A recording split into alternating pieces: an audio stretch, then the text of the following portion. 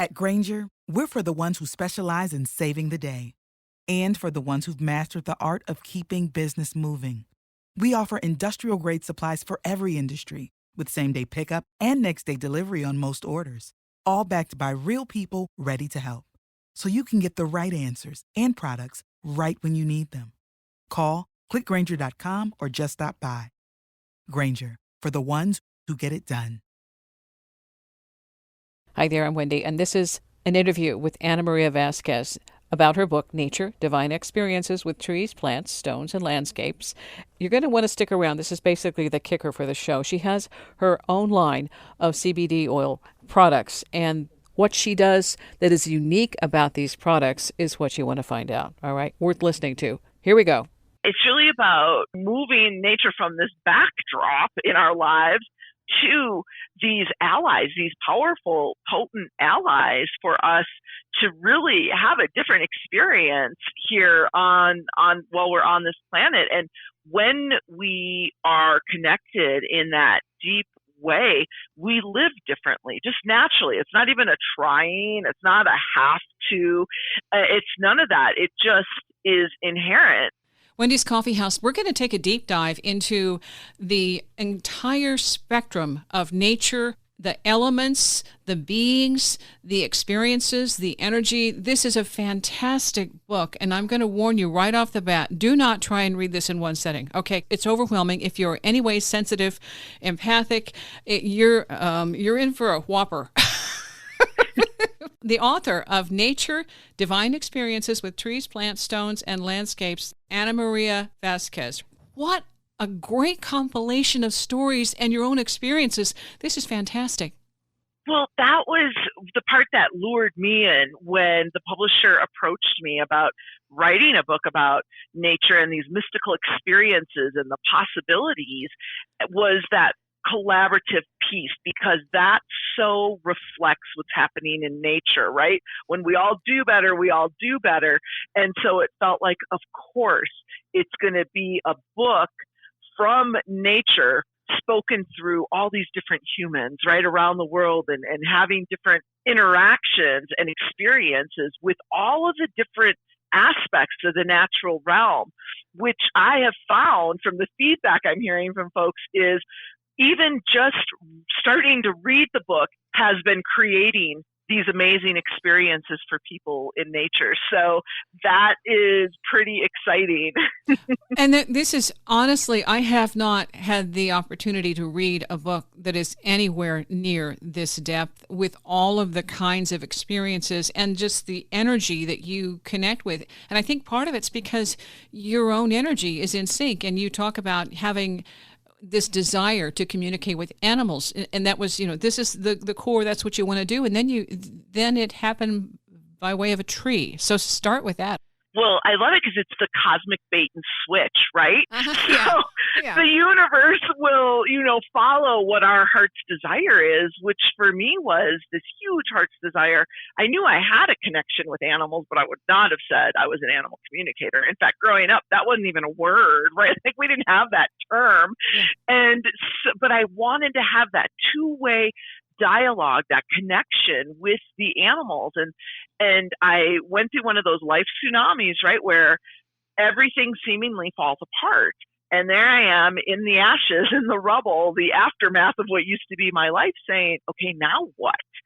And I said, if I have to rebuild my life, which I really don't have much choice at this point, I want to rebuild it from a very deeply connected space and really living these spiritual principles, these universal laws that I've heard about, but I don't know if they really work, or it's just a bunch of nonsense, right? Designed to help us feel better till we get through this. So I took all of these principles deeply into, I call it my living laboratory, right? My life, to see what worked and what didn't. And I'm here to tell you, as the poster child, it worked.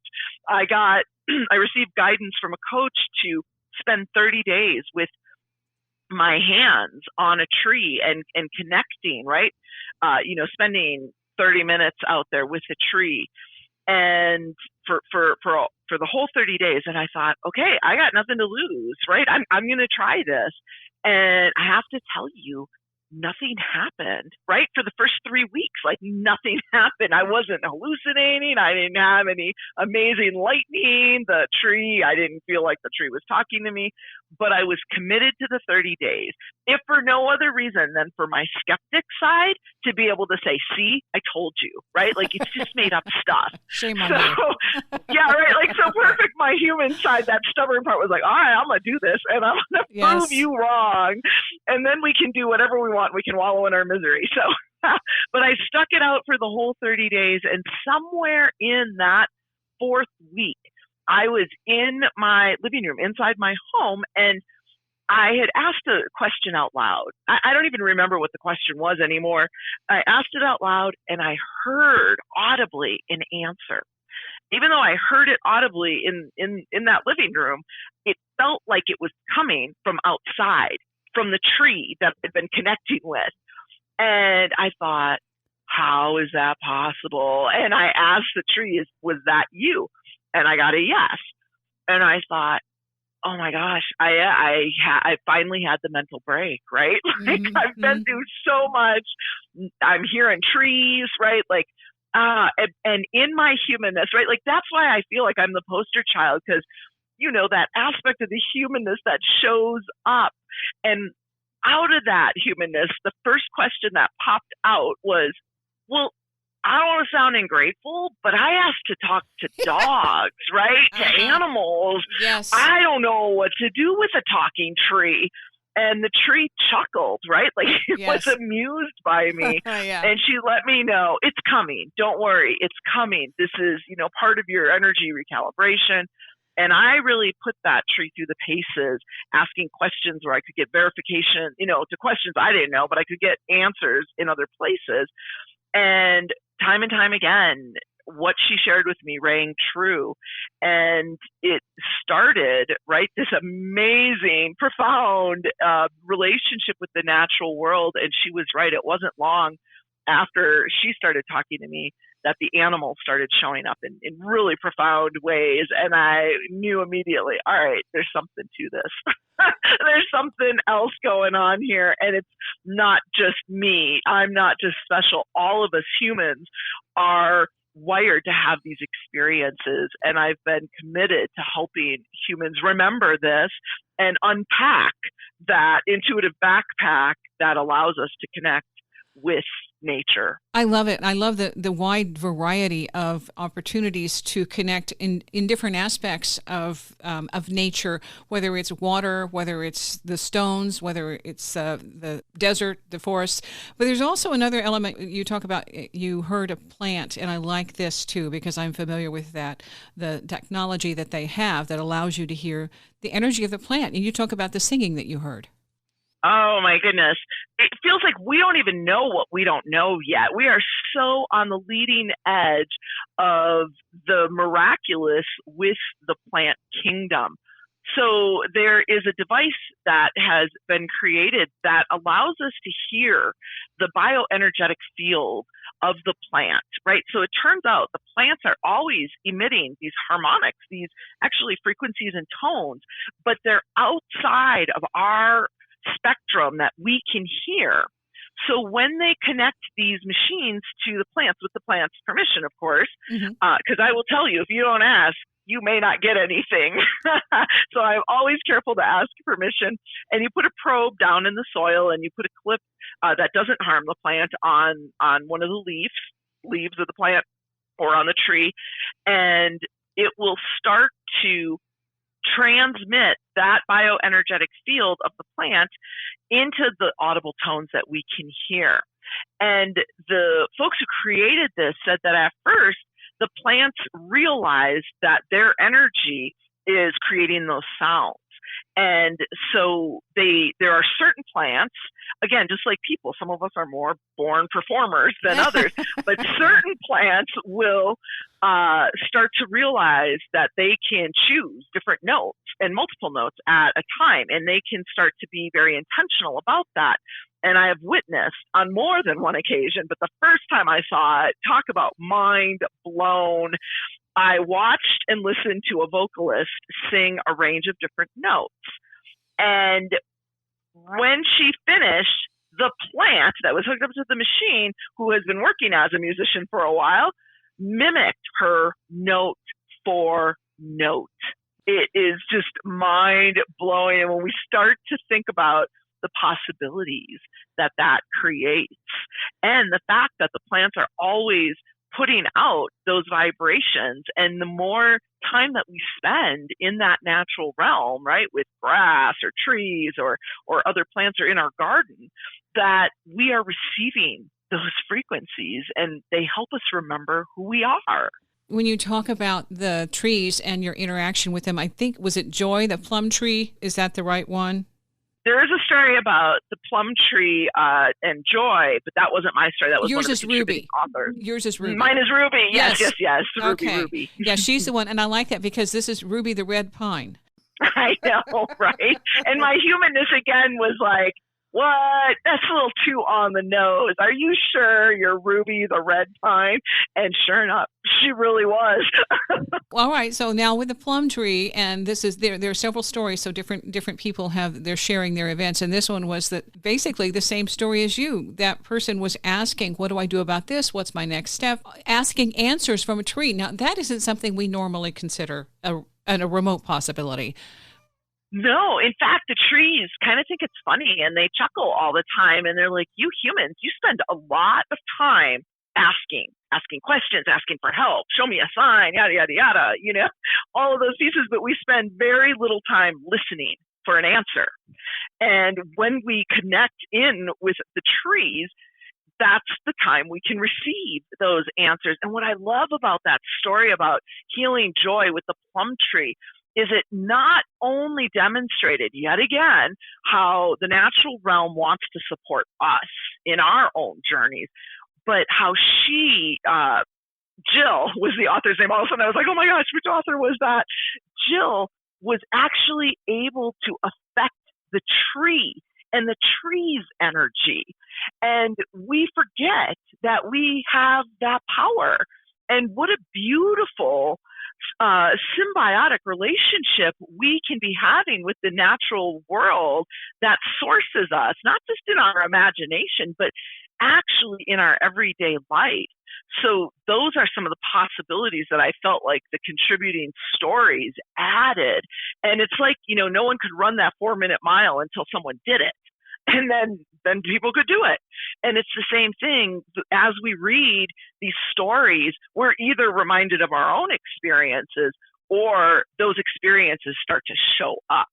There was a story, Dan Kavanaugh, I got that. And I liked the way that that he summed his up. He's seeing these visuals with the trees, and I think he's the one who had the little wizard pop out, the gnome pop out of the tree. I can't remember at the moment. Yeah. Okay, and then at one point he woke up from the rain, looked out, and there's a silhouette created on the outside of the tree that represented a tree spirit, a man, and he says he had vision problems. And so the long story short, he says, while I was born blind in my right eye, I can see magic in my left. I love that. That's wonderful. A way of describing it. I know. When I read that too the first time, I was like, whoa, that's amazing. And he is such an amazing soul. And he is also learned the power of wanting to share that with others, right? Because there are just certain of us, each of us have our own flavors in that connection with the natural realm. And you don't know until you go out and play, right? Yes. In that natural realm to see. And he is stepping into helping other people begin to see the spirits in nature that are there bringing us messages all the time. There's one woman who put it, I thought, in a really good way of asking for this to manifest. And she said, "Dear fairies, I want you to know I'm not afraid. I believe in you. If you want to show yourself to me in any way, I would be truly happy." And that was for her to help combat her fear, because she all of a sudden realized, I'm not seeing them because I'm afraid and I don't know what I'm going to see. And so there's that barrier. And so this is her way of getting over that hurdle. Yeah, I felt like that was such a practical piece of advice for all of us in the different ways, right? And we see that echoed with animals and people's connections until they gave, the other beings permission to come in. They were respecting our free will and our boundaries. And if there was any, threat of fear in there around, what are we going to see? What are we going to do? Of course, they're going to honor that and respect that. And I felt like that little prayer that she put out there, we could all apply as whether it's, with the crystals, with fairies, with the rocks or the trees, that all of us could apply that. There's 2 or 3 stories in here that people deal with wind spirits. This is one that included the trees and the wind and the tornado, the nature, where the woman who lived in Nashville had this wonderful, beautiful mosaic stained glass that hung in her office, and it was a representation of the tree in the backyard. Tornado came, tree gone, crashed through the office actually. But the amazing part was what she understood from other trees as she reconnected to that energy, talking about what happened and why, and realizing her boundary trees all gave themselves up to protect their property. Can you share more of that? Because that's a really astounding story. Brooke's story about the tornado and Trinity, the tree, was so moving. And those of us who have this connection to nature, right? Like, we really suffer when we see catastrophes that are affecting the natural realm. And it gave her a different perspective, where these trees that were standing as, like sentinels around her property, that they took the brunt of the force that was coming at her home while they're huddled, in their basement. And houses around them that didn't have that protection were decimated. And that piece about the top part of the tree, right, of course, is removed, but there is a whole underground network, and that still survives. And as they replanted trees, we also know that wisdom from Trinity the tree was able to give instructions and share with those new trees. So there's this piece about, what do we do when life happens? That's not what any of us would want to see. And yet that message of that divine protection that was there, and how those energies continue and how we can continue to have a relationship with them. There's just such a wonderful, diverse of the stories that you're telling. There's so many different kinds. Days go by. This woman is gazing into a stream, making a connection with the water. Finally, she has an extraordinary account. The face comes up from the haze out of the water. It becomes a being, an ancient spirit. This is Anne Marie Holmes. That's another fantastic engagement with the water spirit. Yeah, and it reminds us that our impact, it matters. It matters to the water. It matters to the air. It matters to the earth, all of these elements, all of these aspects, and how we can begin, instead of being part of the problem, to be part of the solution, and to really also have those profound mystical encounters, and to stop dismissing them in our lives. Again, Anna Maria Vasquez, multisensory animal and nature intuitive, the website intentiontraining.com, and the book Nature Divine Experiences with Trees, Plants, Stones, and Landscapes. Okay, this is the one where I think that they have a sense of humor. Tim the Tree, trying to describe how trees, propagate gender fluidity, and said it was too complicated to explain. Go look it up. They do have a great sense of humor, and I have found, and I feel like each of those stories really underscore this, that just like us, right? Yeah. Just like our animal friends, the nature has its own personalities, and they come through, and their willingness, right? Like, they're waiting for us to connect with them. And in that case, I love that, he starts speaking to this guy, and this guy's like, what is going on here, right? And the tree had even said, people, they don't know they can connect. And so it was such a fun story. And it reminds me, right, like, all of us all over the world are having these profound experiences, and we're either dismissing them or kind of keeping them quiet, right? A lot of private sessions with me start with, you're not going to believe what happened. And then they catch themselves and they're like, well, okay, maybe you'll believe me. Yes, But yes. this is amazing. I love that. Okay, so Tim the Tree, this is Australia. So it might be there that Aussie sense of humor. It was like, oi, oi. And the guy, and this happens to be John Paul Eagleheart Fishback, and he's looking around trying to figure out who the heck, because it sounds like a male voice, and then finally he realizes he's staring eye to eye, face to face, tree to tree, however that works. Right in front of him, there's this tree, and the tree says its name is Tim. He's like, okay, right, yeah, Tim, huh? He says, it's a name I like. And so I chose Tim. And so, okay, there you go, the introduction.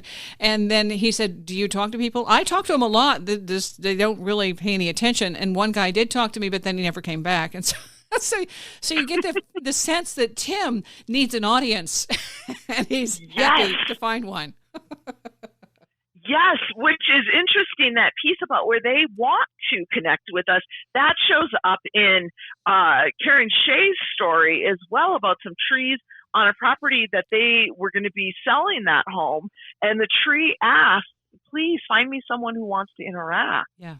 And she did, right? Like they called that in, and they knew that when the people said, well, we want to go check out the trees, they knew they had the buyer for the home right there, and that the tree was going to have an ongoing relationship with some more humans. So it's heartwarming, right? To think that they even could care less about connecting with us.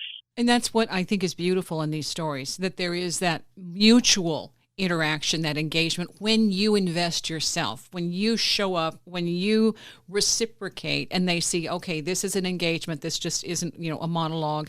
There's another one, and this has to do with the healing aspect, and it's a Samumama, I can't remember, it was an odd tree in South America, I believe. I think it has to do with an ayahuasca experience where the woman had a shoulder issue. Chris Yes. Is that him? Okay, it's a guy. Chris Bachman, he had a shoulder issue, and this is really very unique, and you can share that one. Yeah, he wasn't even looking to heal the shoulder thing. He had gone on this sacred journey with this plant medicine, for some general issues. And after the ceremony, he was outside and he was called to this big, I know I can't pronounce the tree either, this big, beautiful native indigenous tree. And it wasn't even like he went to go put his arms around. He was like Velcroed to the tree, and he couldn't pull himself off. And finally, he's released, right? He kind of falls off the tree, and he's trying to, pull himself together. And he is noticing that there were two other men there, and he asked them if they saw what happened, and they said, we did. And this black energy came out of your shoulder, and we could visibly see it go up into the air and dissipate. And he was like, oh my gosh, they're right. My shoulder doesn't hurt. And it never hurt after that. It was this piece where he was gifted this spontaneous healing in quite a dramatic way. Nature, Divine Experiences with Trees, Plants, Stones, and Landscapes, Maria Vasquez. At Consumer Cellular, you get the same exact coverage as the largest carriers, but for up to half the cost. Same thing, up to half the cost. Up to half the cost for the same thing. 50% the money for 100% the same thing. I hope I'm making myself clear. Consumer Cellular. When freedom calls, we're here to answer. Call us at 1-888-FREEDOM. Half the cost savings based on cost of Consumer Cellular single-line 5GB data plan with unlimited talk and text compared to lowest cost single-line postpaid unlimited talk, text, and data plan offered by T-Mobile and Verizon May 2023. So many of these stories have these other aspects, and we can call them magic because we don't have any other word for it. Okay, divine intervention, an anomaly, a mystery, whatever, it happens. And so to hear that happen for someone else, I think gives anyone who's listening the sense that this is possible and it's available to me too. Yes, and even if we don't have the conscious thoughts about that, I've had a lot of feedback from folks who said just reading the book started creating these experiences. It like opened me up. I wasn't even asking for it, but these experiences start showing up. And that's the thing, that second part of the book is those stories to really inspire us and to open us up, right? To either remember experiences that we've had and to call in, this next level of connection. And then the first and third parts of the book really help your mind start to understand and have something to munch on, right? Like it explains the energetics and some of the mechanics of how this communication would even happen. How would you know it was happening? How do you move through this? And easy, grounded, practical things you can do, experiences you can have to elicit this, right? To remember your connection. So what I love about it is it's great for people who are brand new, who are like, well, I always love nature, but I just never thought about that next level of connection and back and forth dialogue, all the way up through the folks who've had this connection for a long time and are ready to go to the next level themselves, because it reminds us of things that we inherently know, but we may not remember that we know. Yes, yeah. Well, and there's some far out experiences too. There's one that talks about the tubes at Mount Shasta. That's a very unique experience. That's a very unique experience as well, where that author had a divine experience with her car, right? Where her car starts almost like it's got that divine GPS, and she knows she's sitting behind it, but she doesn't feel like she's the one driving. And these tubes are really starting to hone her into where she needs to go to have this experience, to bring in this energy. But it reminds us that we're not doing this alone, right? We are absolutely in that give and take of energy. And it can be anything from, the mundane in our life all the way to these bigger possibilities of expansion and ascension that so many of us are longing to have in our life. And that connection with aspects of nature creates the amplification for that to take place. You wonder why I'm drawn here. And then if you're open and receptive, you can get information from possibly a tree, a nature spirit, an elemental. And you go into that, like you said, there are 3 parts of the book. And so the first part basically is your background and how you connect and the certain kinds of the ways that we can connect with nature. And then Part 2, that's where the storytellers share their own experiences and with rocks and trees and beings and the whole 9 yards. And then Part 3, you suggest these are ways you can open up to the spirit plane with the other beings that we are surrounded by constantly. Actually, we're in connection with them 24/7. We just don't always tune into that. Yeah, it's really about, moving nature from this backdrop in our lives to these allies, these powerful, potent allies for us to really have a different experience here on while we're on this planet. And when we are connected in that deep way, we live differently, just naturally. It's not even a trying, it's not a have to, it's none of that. It just is inherent how that happens. And the more of us that remember, right, this connection, this deep alliance, the better we're all going to live on this planet. And we have that possibility and this potential to create the new world.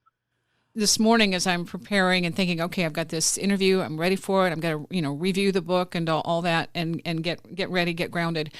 And I'm smelling these different fragrances and I'm thinking, what the heck? I've got a candle burning somewhere. What the heck? Why is this?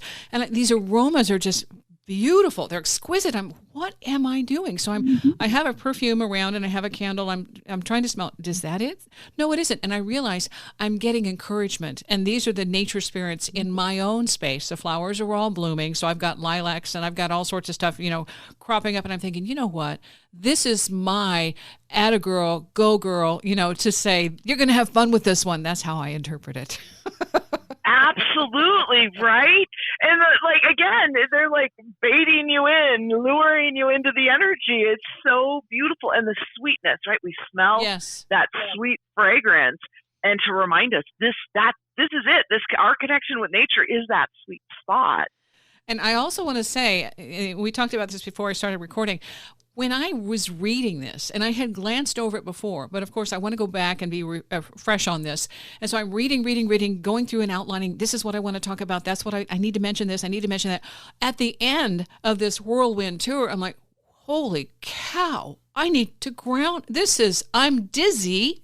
I'm overwhelmed because of the types of energy I'm reading about and trying to do that, that last minute crunch of, this is one you need to take slow. All right, go out, sit in the yard for a bit after you've read 2 or 3 of the stories, or at least if you're like me and this is, this energy stuff, it's like, whoa, this is like candy. So I'm sitting here buzz. I know, right? It's like potato chips. How could you possibly have too many? Yeah. Okay. And I think, wow, I totally did not expect that. So it's like, this is a slam dunk book for me. I love it.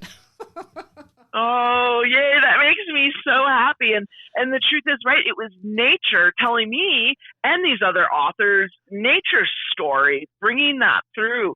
And I think that's phenomenal advice to take it slow. And I've heard it from other folks too. I felt like I wanted to go back and even reread pieces and really take them in before I moved on. If you find you take in too much, right, go out. Sit with a tree, put your arms around a tree, connect with the rock, or just visualize yourself, right? Connecting in to the earth and just really being held to help, because it's really high vibrations and it's just coming in so much. It's like when we first start meditating, right? We oftentimes just fall asleep because those high vibrations, they kind of take us out. It's another version of that, but eventually we acclimate to the energy. And, that's part of that recalibration process. So you took the master's course in it. Well, I have my own connection with energy and trees, and there's a sacred tree that I do that is my responsibility to monitor and take care and make sure this tree is protected. So from day one, I saw that and okay. So there's that. I already have that sense of connection, of belonging, of needing to co-create and collaborate with nature. But the other thing, when we do this, there's a story that you also share about the little girl who's coming out to work with a horse, but she's intimidated by the horse. And so this is a wonderful way of basically making an introduction. The question is asked, this tree would like to help you with your fear. And you say, can you come over and would you like to hug the tree? And the little girl hugs the tree.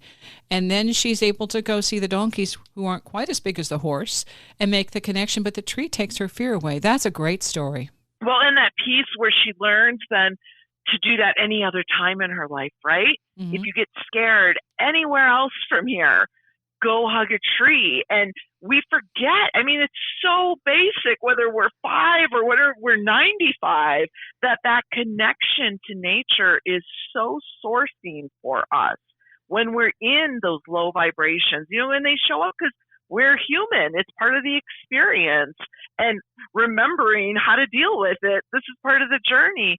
But when those low vibrations come up, we're not victims to them. We can do something, right? And through connecting with the tree, any of us can work to transmute that energy. And these are so simple, right? It's so simple, and we just have to remember. And like you said, it feels like a giant aha when you're reading through it, because it's like, well, of course, of course, this is what, we can do while we're here. And it isn't just for the little, the little teeny tiny crisis. It's even a time of where your life is in peril, and this is living and dying. There's a story that has to do with somebody almost drowning in a canoe accident or a kayak, river boat ride, and got turned out of the boat, and then all of a sudden caught up in the river.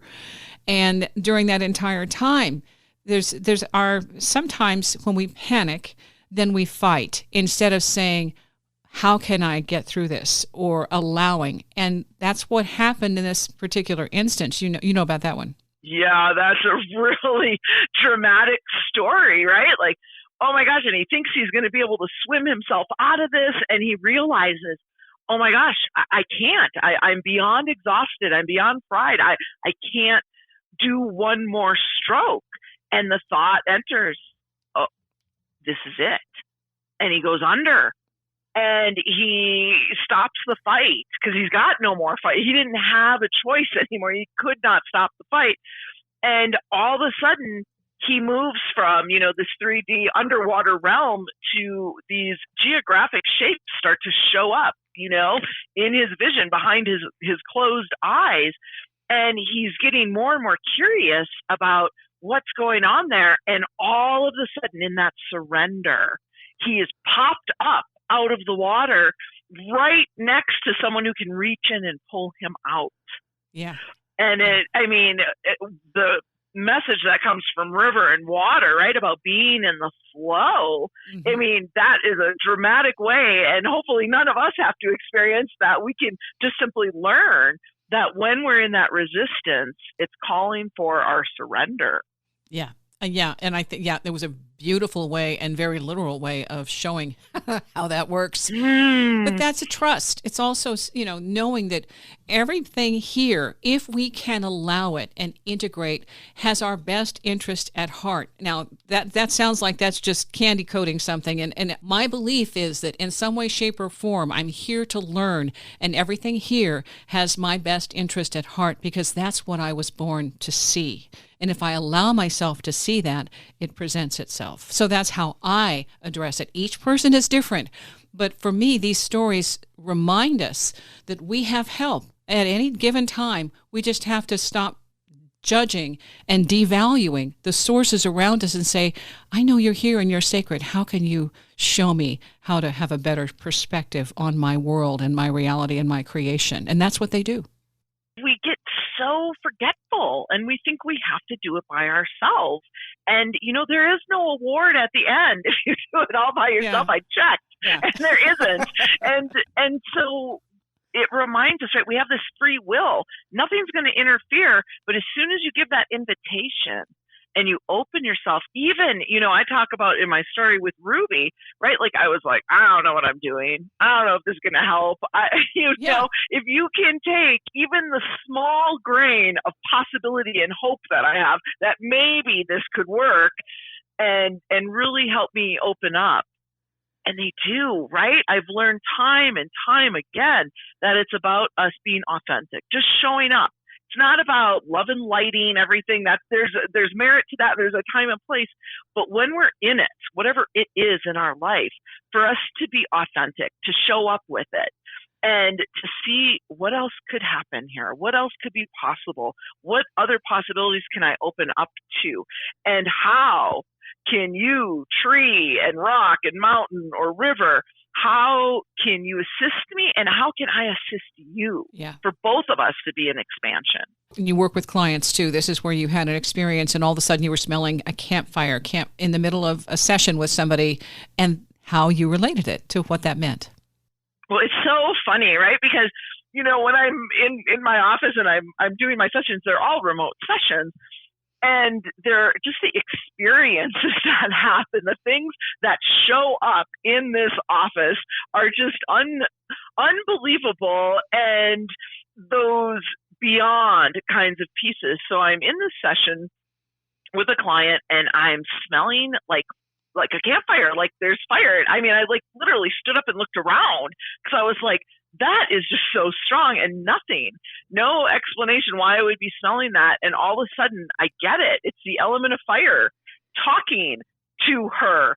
She had lost her spark. She was just going through the motions, and the element of fire was showing up saying, come on, we got to get that passion burning again. And when I shared it with her, it resonated, and she got it, and she was able to shift with the assistance of that element of fire, shift those circumstances and shift what was happening in her life. We just need to ask, to be in that co-creation with the natural realm. And it becomes fun, right? Like it becomes that living laboratory where we're playing in the energy, but at a whole different level. One of the segments that you're talking about, it talks about shifting your frequency, elevating your frequency. And I think the tendency for us humans is to think that we are somehow at a higher frequency all by ourselves, and these animals and other beings around us aren't right here. And when it's just the opposite, when we're kind of, lower level entity with all of our baggage, our drama, and our, expectations and all of that, and we have to shift to that higher love energy where animals are quite, they're already complete. They don't have to have soap operas. Right. It's so true. We it's dense here. We forget what's going on with that, and that part of recalibrating our energy. And, it's just dense here, and it's easy to get distracted, right, by headlines and what we're seeing and the possibilities and all that. And if we would just connect in, we would see that there's a different way to do this. When you began working with animals, was that how you knew that was your life's calling, or was this other little tangential thing like, oh my gosh, there's more to this than just connecting with the animals? It was that piece, there's more going on than meets the eye. And how can I experience and understand that? And how can I help other people experience that? Because again, it's great that I can do it. It's super fun. I'm the most interesting person in the room. But then it goes even beyond that to all of us are wired. We are nature. Inherently, we're wired to do this. And so it means more to me to help the other humans remember that this is a possibility, that this is a way to move through this and have these deep, profound connections, and in turn, these amazing mystical experiences, but that all of us can do this. Part 3, that's where you talk about the forest bathing, the stone gazing, herb baths, and working with a medicine wheel. What would you suggest to get started or to reconnect? Just go outside. It's the first thing, right? If you can just be outside, 5 to 30 minutes and follow the nudges, right? Are you being drawn to that tree or to that rock? Just get yourself outside.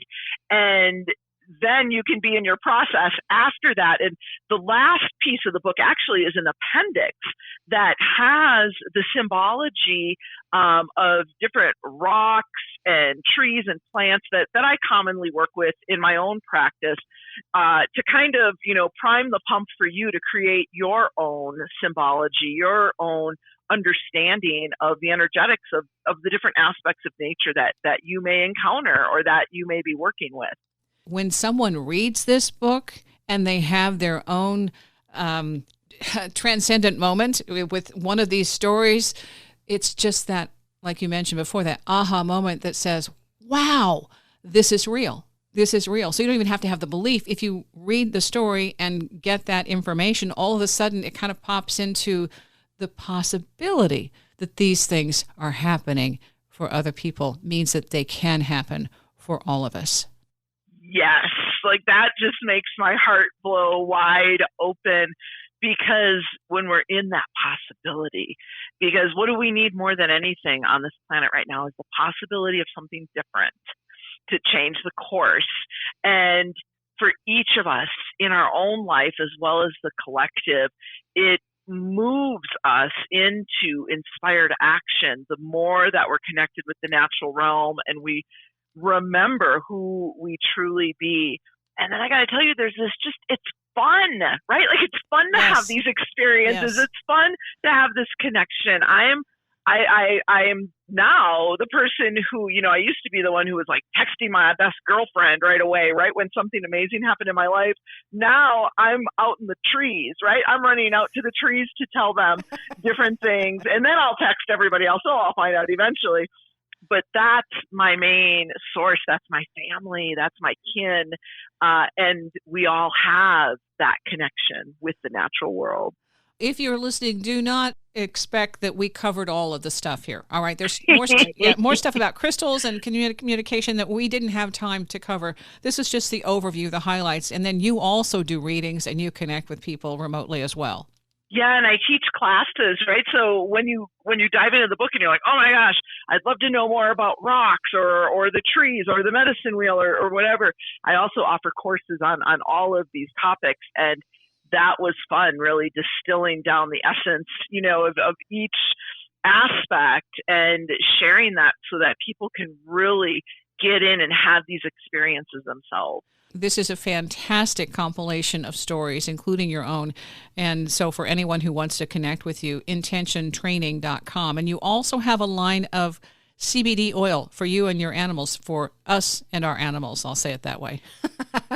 Yes, and of course, right? It's not just normal, it is. We also have recorded the music coming from the mother plants, and we play it, or I don't, my grower plays it to the babies so that they remember that they're this healing plant to work with the human. So not only are you working with the plant medicine itself in the form of the CBD, but there's harmonics, and anyone who purchases my CBD gets recordings of that plant music that they can play to help activate that healing plant power in themselves. It's pretty phenomenal. That's excellent. That is excellent. Isn't that wild?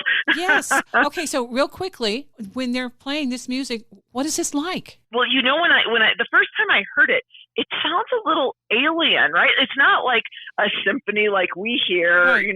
What we could compose. It's these different tones, and they come through. But I will tell you, every time I hear it, it moves me emotionally. And what they found in a study in an Italian hospital is that patients who were exposed to the plant music were released from the hospital on average 3 days sooner.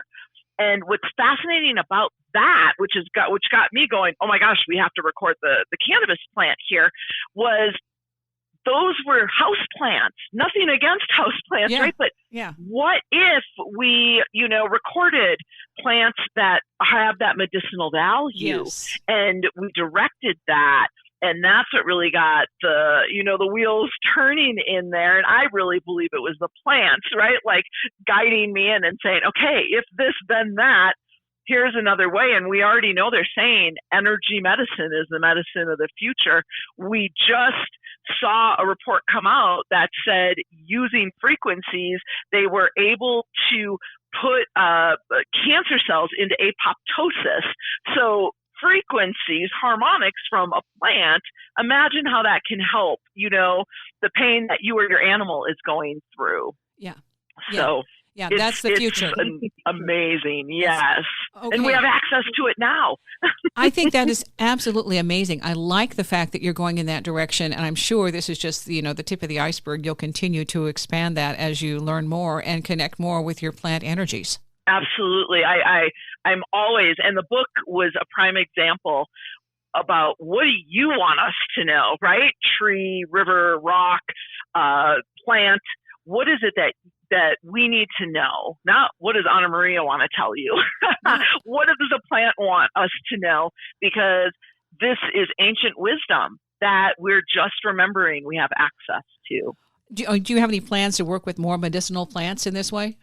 The comfrey plant is a great plant. And again, me and some other folks who have the different recordings, we've used them. The pinyon pine is one of my favorite ones for physical healing, but also when we're needing some, again, ancient wisdom. The cedar tree is another favorite one as we're working with possibilities like manifesting in our lives, magic, right? Like how can we bring more magic into our lives? And anything with the pinyon pine, again, is going to be so sourcing for the body. I've had folks tell me just hearing it reduced pain that they had been experiencing. So we don't even know what we don't know about this next level of working with the plants. Okay, well, this is a start, all right? So yay. Yeah. Yay. We're out of the starting blocks. Thank you. Thank you for your time. Thank you for all that you're doing, and I'm looking forward to seeing where you're going with this. Yes, thank you for creating a beautiful platform where we can have these soulful conversations. It means so much, and I'm so honored that you were so moved by the book. I was, and I am. I'm still going to read it again. The book, again, Nature, Divine Experiences with Trees, Plants, Stones, and Landscapes. The website is this very easy, intentiontraining.com, or Facebook, Animals as Messengers on Facebook. Links are posted in the description for the show, and I also have more information on my blog, talkingtonightlights.com, and that's the host site for Wendy's Coffee House and my book, Talking to Nightlights 2, and other information that I think is really cool and fun and informative. One-stop shopping. Thanks for listening.